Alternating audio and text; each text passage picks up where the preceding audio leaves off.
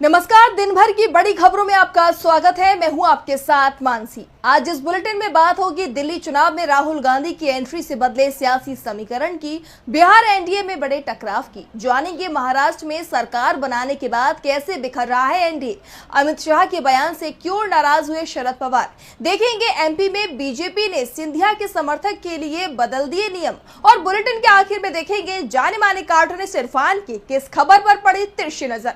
लेकिन दिन भर की तमाम बड़ी खबरों से पहले एक नजर आज की सुर्खियों पर। हाई कोर्ट के आदेश के खिलाफ सुप्रीम कोर्ट पहुंची पूर्व ट्रेनी आईएएस पूजा खेड़कर, 15 जनवरी को हो सकती है सुनवाई। किसान नेता डल्लेवाल का अनशन 50वें दिन भी जारी, बोलने में हो रही है दिक्कत, 15 जनवरी को डल्लेवाल की सेहत को लेकर सुप्रीम कोर्ट में होगी सुनवाई।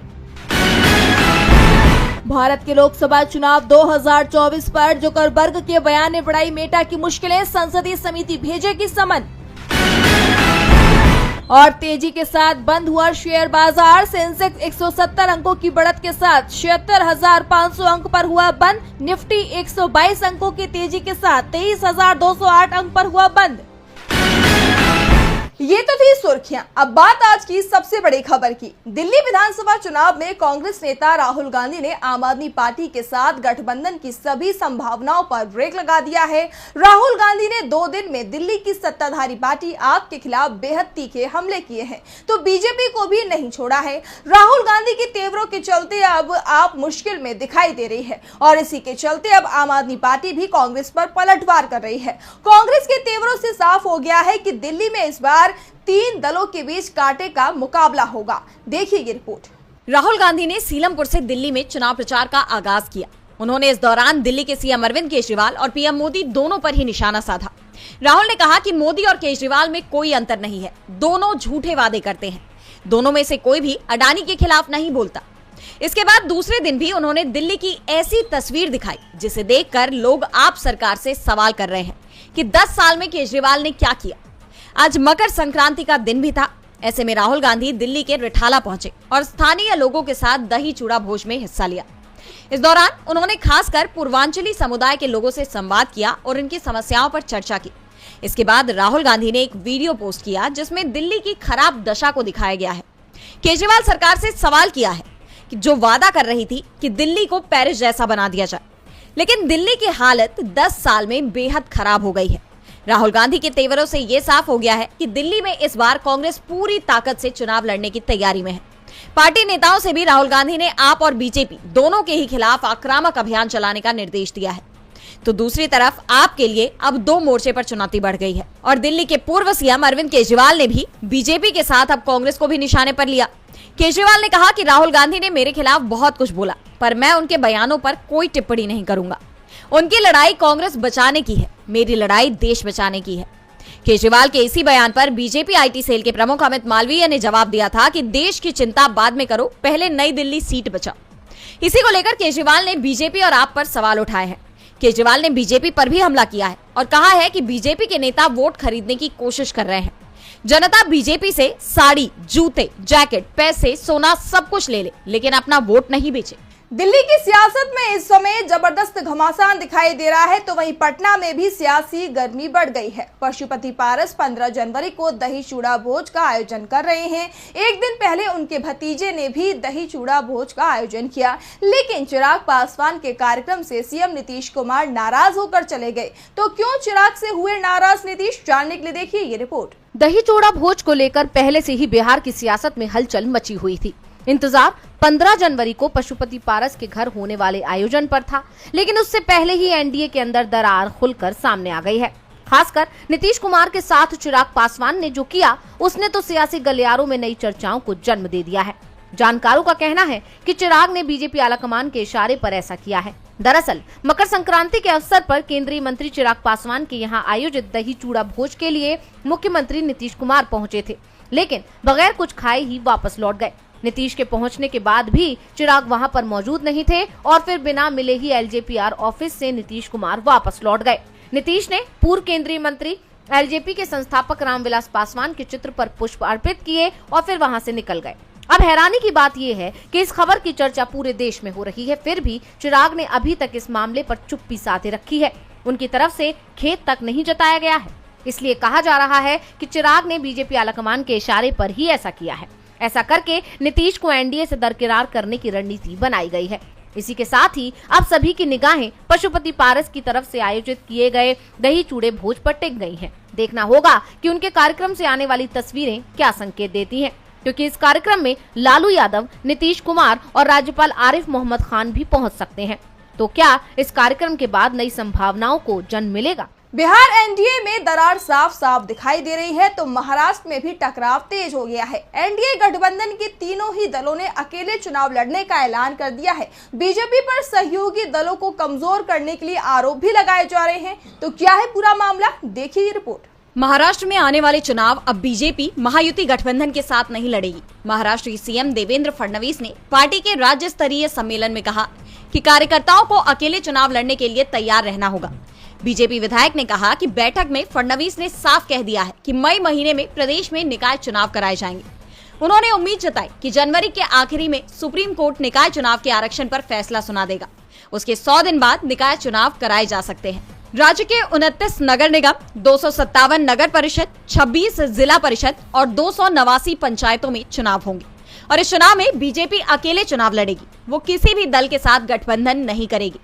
वैसे जिन निकाय में चुनाव होगा उसमें सबसे महत्वपूर्ण बीएमसी का चुनाव होना है, जहां आज तक बीजेपी अपना मेयर नहीं बनवा पाई है।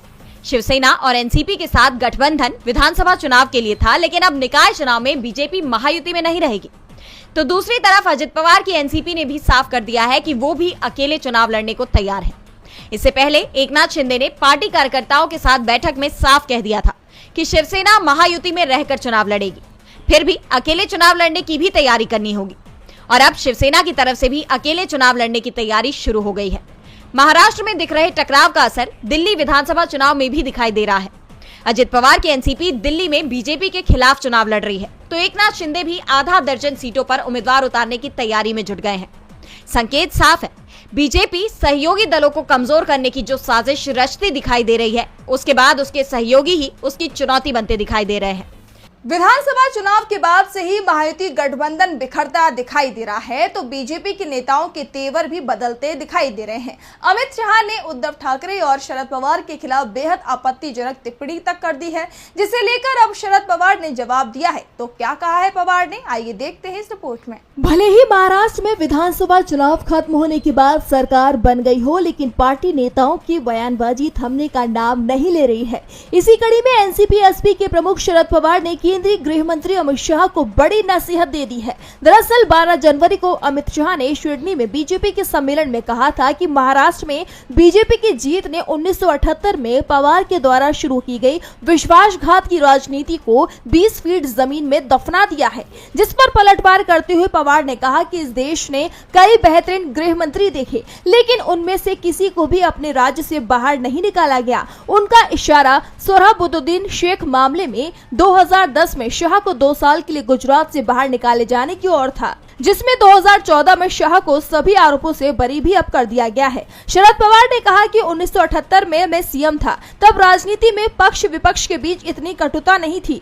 उस समय जनसंघ के उत्तम राव पाटिल जैसे लोग मेरी मिनिस्ट्री में थे। इसके बाद जब वाजपेयी पीएम बने थे तो उन्होंने मुझे आपदा मैनेजमेंट अथॉरिटी का अध्यक्ष बनाया था। मेरे विपक्ष में होने के बावजूद उन्होंने मुझे जिम्मेदारी दी थी, लेकिन आज ऐसा नहीं है। इसी के साथ शरद पवार ने अपनी पार्टी में किए जाने वाले बदलावों पर कहा कि पार्टी के अंदर बदलाव किए जाएंगे। ये बदलाव अगले 10 से 12 महीने में होंगे। हमारे प्रदेश अध्यक्ष स्वास्थ्य उपचार के लिए बाहर गए हैं, उनके लौटने पर हम इसकी घोषणा करेंगे और ये निर्णय लिया गया है कि हम इंडिया गठबंधन के रूप में राष्ट्रीय स्तर पर एक साथ लड़ेंगे। शरद पवार ने अमित शाह को सोच समझकर बोलने के लिए कह दिया है, लेकिन आजकल बीजेपी में जो कुछ भी हो रहा है वो सवालों में घिरता दिख रहा है।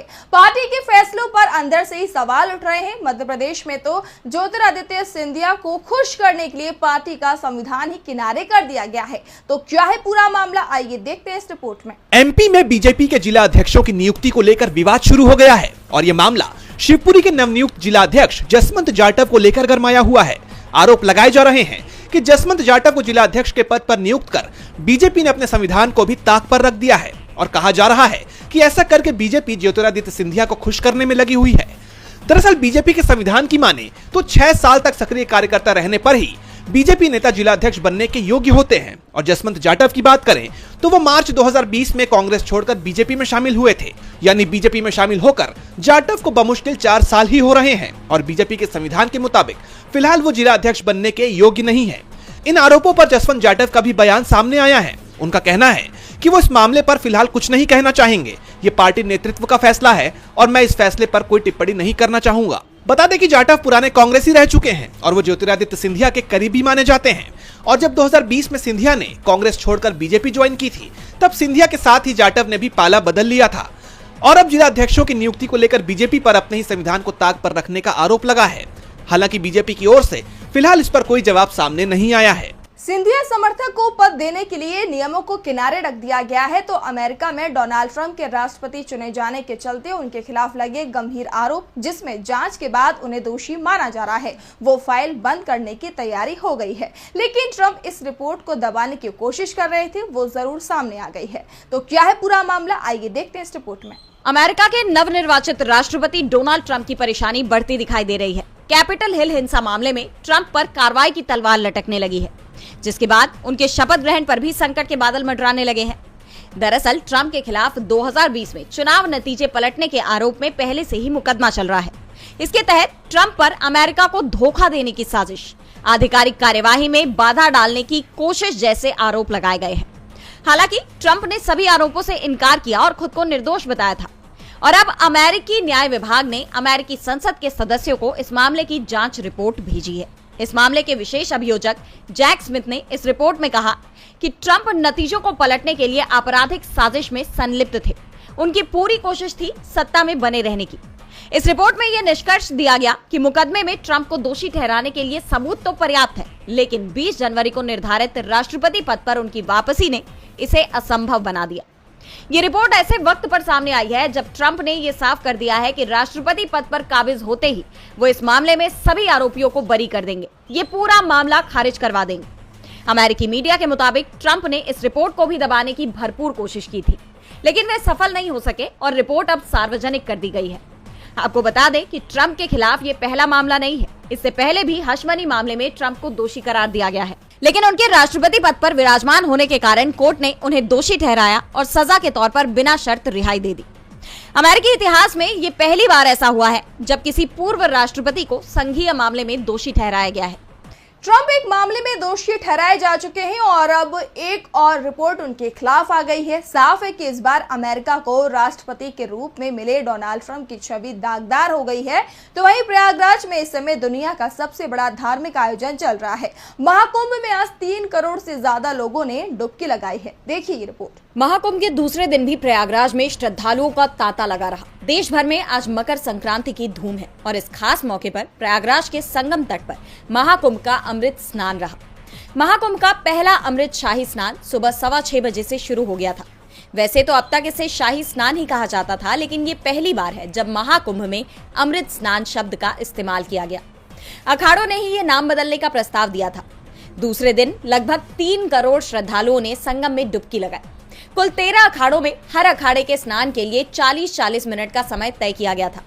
अभय चेतन फलाहारी उर्फ मौनी महाराज दंडवत परिक्रमा करते हुए संगम पहुंचे और स्नान किया।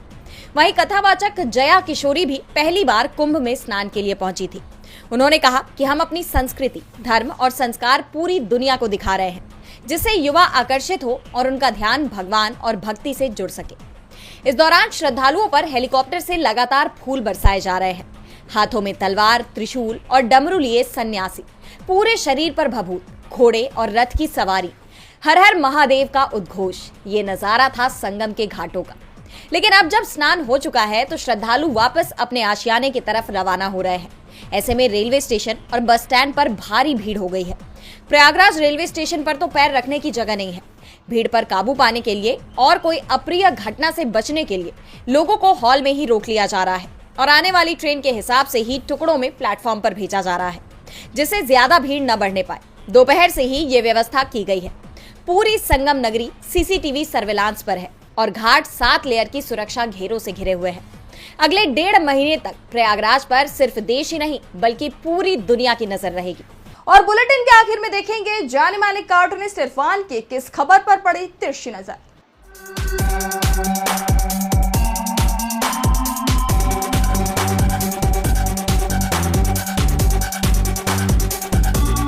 प्रधानमंत्री नरेंद्र मोदी को अपने किए हुए वादे याद आ रहे हैं और उन्होंने कहा है कि सही समय आने पर वो सारे वादों को पूरा करेंगे।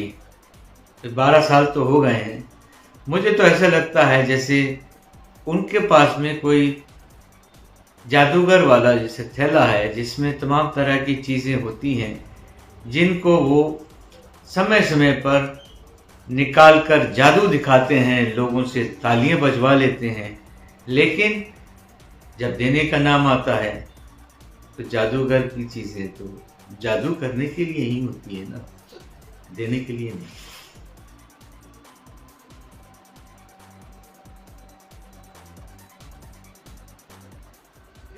बहुत बहुत शुक्रिया इरफान जी। तो आज इस बुलेटिन में इतना ही। आप देखते रहिए डीबी लाइव। नमस्कार।